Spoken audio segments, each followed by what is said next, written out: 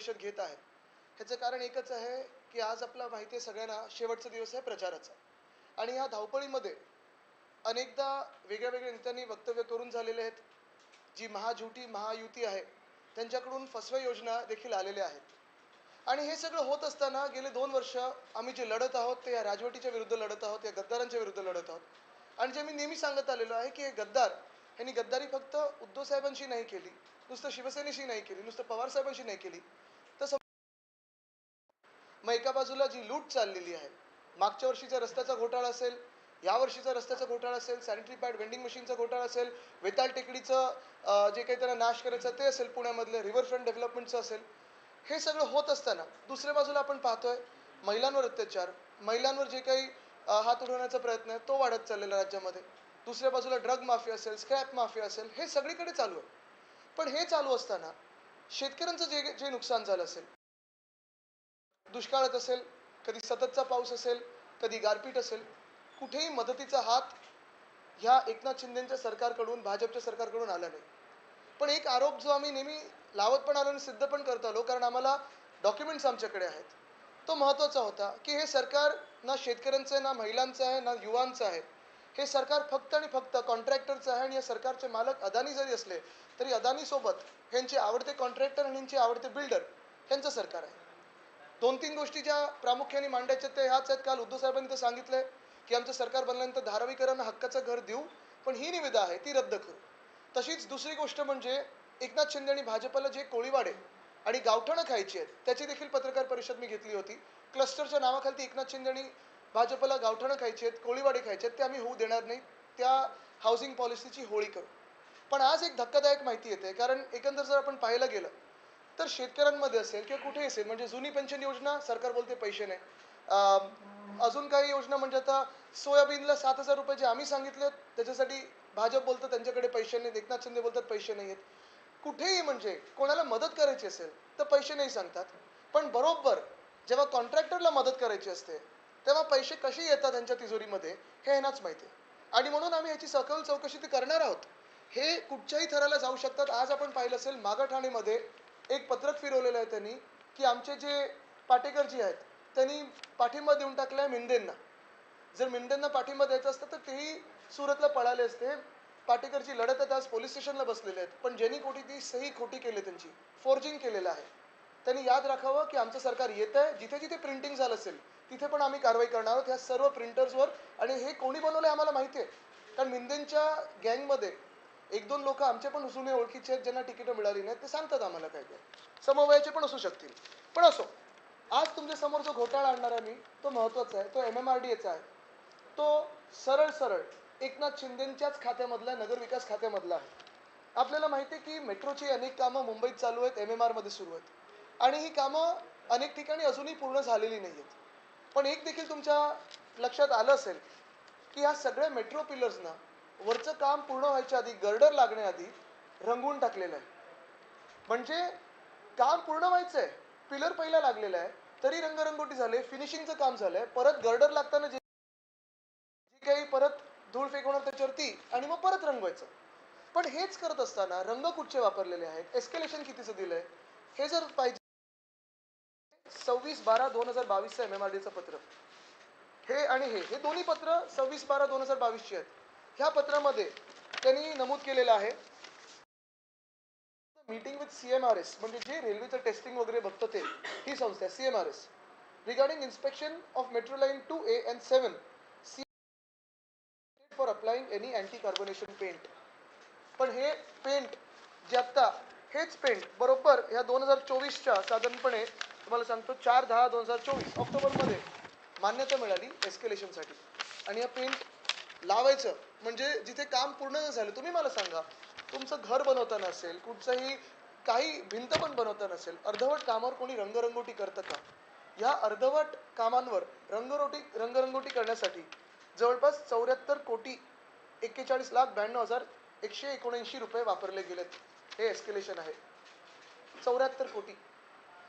म्हणजे तुम्ही विचार करा, ह्यांना BSc ला पैसे द्यायला पैसे नाहीत, जुनी पेन्शन योजनेला पैसे नाहीत, पगार असतील, ग्रॅच्युइटी असेल, पेन्शन नाही, दिवाळी बोनस असेल पैसे नाही, पोलीस हाऊसिंगसाठी पैसे नाहीत, सोयाबीनला 7,000 पैसे नाहीत.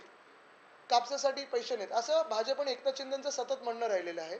मग नेमकं हे एस्केलेशनसाठी इथे 74 कोटी असतील, पुण्यामध्ये तो मध्ये काय मास ट्रान्झिट रोड होता 20,000 कोटीचं एस्केलेशन असेल, मुंबई पुणा मिसिंग लिंकवर 6,500 कोटीचं एस्केलेशन असेल. हे एस्केलेशनचे पैसे नेमके कशासाठी, कोणासाठी, कोण देते सुप्रमा, आणि हा घोटाळा नाही तर अजून काय आहे, हा प्रश्न आहे. आमचं सरकार 23 तारखेला बनल्यानंतर, महाविकास आघाडीचं सरकार 23 तारखेला बनल्यानंतर ह्या सगळ्या जे काही घोटाळे आहेत त्याच्यात चौकशा तर करू, पण जे कोणी दोषी असतील त्यांच्यावर कडक कारवाई करू. या संदर्भात बरंचसं पत्रव्यवहार तुम्ही दाखवलेला आहे की जो कलर द्यायला पाहिजे होता तो दिला गेला नाही या वेबसाईट तुम्ही सांगितलं. पण हा जो उपद्व्याप आहे किंवा काम पूर्ण होण्याअगोदर का कलर दिला जातो त्याच्या हेच संदर्भात महत्वाचं आहे ना, म्हणजे हे कुठचं लॉजिक आहे की संपूर्ण काम होण्याच्या आधीच तुम्ही रंगरंगोटीला सुरू करता आणि फिनिशिंग करता. आता म्हणजे इथेच बाहेर जर पाहिलं आपण बीकेसी मधून जी मेट्रो जाते ती देखील अर्धवट आहे, अजून पूर्ण झालेली नाहीये. लाईन 6 असेल अर्धवट आहे, पण रंगरंगोटी करण्याची गरज काय? नीटनेटकेपणा आम्ही समजू शकतो, स्वच्छता आम्ही समजू शकतो, पण एवढं मोठं कॉन्ट्रॅक्ट त्याच्यावर एस्केलेशन देऊन 74 कोटीचं एस्केलेशन.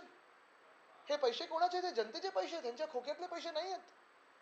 पण मग जर स्थानिक जनतेसाठी पैसे नसतील यांच्याकडे, शेतकऱ्यांसाठी नसतील, सरकारी कर्मचाऱ्यांसाठी नसतील, पोलीस हाऊसिंगसाठी नसतील पैसे, मग हे पैसे कॉन्ट्रॅक्टर्सच्या खिशात जातात कसे? हा देखील एक मोठा विषय झालेला आहे राज्यामध्ये. काम पूर्ण झाल्यानंतर परत कलर करावं लागेल. करायलाच लागणार आहे. करायलाच लागणार म्हणजे म्हणजे काम पूर्ण झाल्यानंतर हे 74 कोटी आहेत ते फुकट, त्याच्यावर अजून त्यांना करायला लागणार. कारण मेट्रो वन जी घाटकोपर वर्सोवाडी सुरू झालेली आहे त्याची क्लिअर अजून देखील तसंच आहे, त्याला कुठेही रंगरंगोटी बघा मी ह्याला पण ऑब्जेक्शन घेत नाही, रंग काय ठेवायचे, कलर स्कीम काय ठेवायचे हा वाईज असतो, पण काम पूर्ण व्हायच्या आधी तुम्ही फिनिशिंगचं टेंडर काढता आणि 74 कोटी त्याच्यात उडवून टाकता. हे कसं, कुठचं राज्य आहे, कसं चालतं हे शासन? ह्याच्यात फायनान्स मिनिस्ट्रीने काही लिहिलंय की नाही की हे एकनाथ शिंदेचं खातं म्हणून कोणी काही लिहित नाहीये, नुसतं सगळे खात आहेत.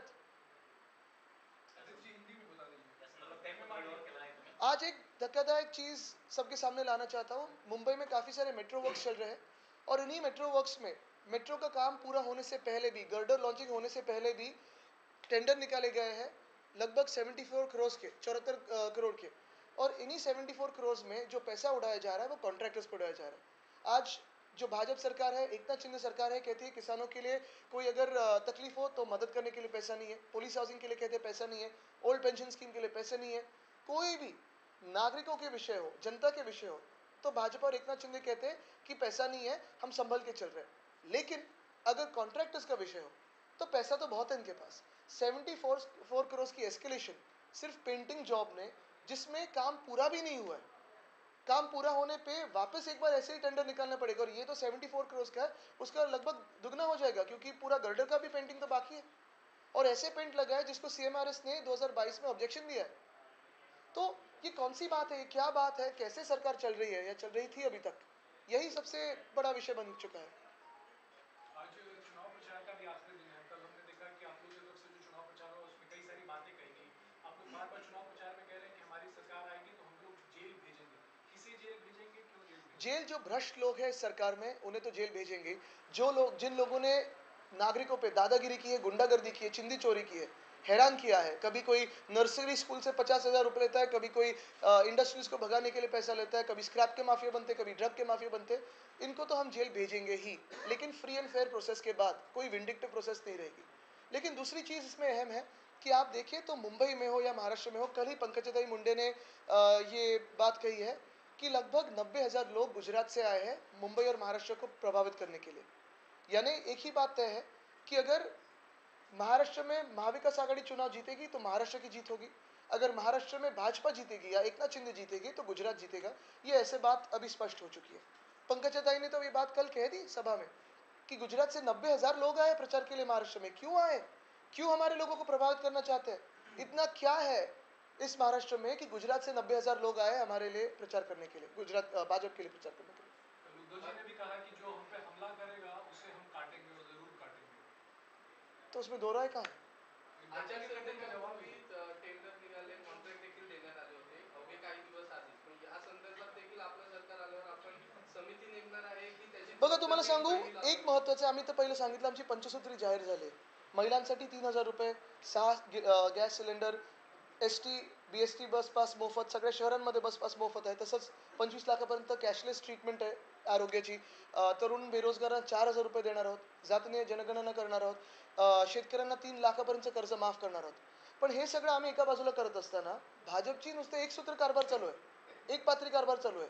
सबका मालिक अदानी आहे. धारावी पण अदानीच्या घशात, कोळीवाडे पण अदानीच्या घशात, गावठण पण अदानीच्या घशात, डोंगर पण अदानीच्या घशात, लेक्स पण अदानीच्या घशात. कधीतरी अपचन होणार की नाही? जेलुसील द्यायला लागणार की नाही त्यांना? मग समिती बसवणार का या सगळ्या समिती काय, मंत्रिमंडळच आमचं बसून महाविकास आघाडीचं हे सगळे जे निर्णय आहेत, महाराष्ट्र हिताचे निर्णय, आपल्या भूमिपुत्रांचे निर्णय आम्ही घेऊ. काल DKCतली सभा झाली त्यामध्ये रिकाम्या खुर्च्यांचे फोटो ट्विट केले आहेत मुंबई भाजपने. चांगलं ना, पण ते स्वतःच्या सभेतले भाव आहे त्यांनी शिवतीर्थांवर सभा घेण्याची हिंमत केली. ज्या शिवतीर्थांवर माझ्या आजोबांचं म्हणजे वंदनीय हिंदू सम्राट बाळासाहेब ठाकरेंचं स्मृतीस्थळ आहे, तिथे त्यांचा अपमान करून, ज्यांनी त्यांचा पक्ष फोडला, त्यांच्या मुलाला नकली संतान म्हटलं, त्यांनी तिथे येऊन सभा घेतली. आणि जसे रिकाम्या खुर्च्या होत्या तशी रिकामी मन आणि रिकामे हृदय होतं तिथे. धन्यवाद. सॉरी, मागाठणे. तुम्ही सर मागाठाण्याचा उल्लेख केला, त्यामध्ये तुमचे तिथले उमेदवार हो. उदेश शांताराम पाटेकर यांच्या विरोधामध्ये किंवा यांच्या नावाने एक पत्रक छापलेलं आहे आणि ते पत्रक सध्या वाटप सुरू आहे. बघा, भाजपच्या प्रकाश मनात, आंबेडकरांचं नाव समोर येत आहे. भाजप आणि एकनाथ शिंदेच्या मनात एवढी भीती आहे आणि हे कोणी केलं आम्हाला कळलेलं आहे. हे टॅक्टिक पण आम्हाला माहिती आहे त्यांनी काय केलेलं आहे. पण हेच जे पत्रक आहे, जर निवडणूक आयोगाने ह्यांच्यावर कारवाई केली नाही आणि ते जे कोण ते नाही, दुसरं नाव काय त्यांचं, जाऊ दे, कशासाठी फेमस झाले मला माहित नाही, पण त्यांच्यावर निवडणूक आयोगाने कारवाई केली नाही तर आम्ही समजू निवडणूक आयोग हे भाजपची भांडी घासतं. धन्यवाद.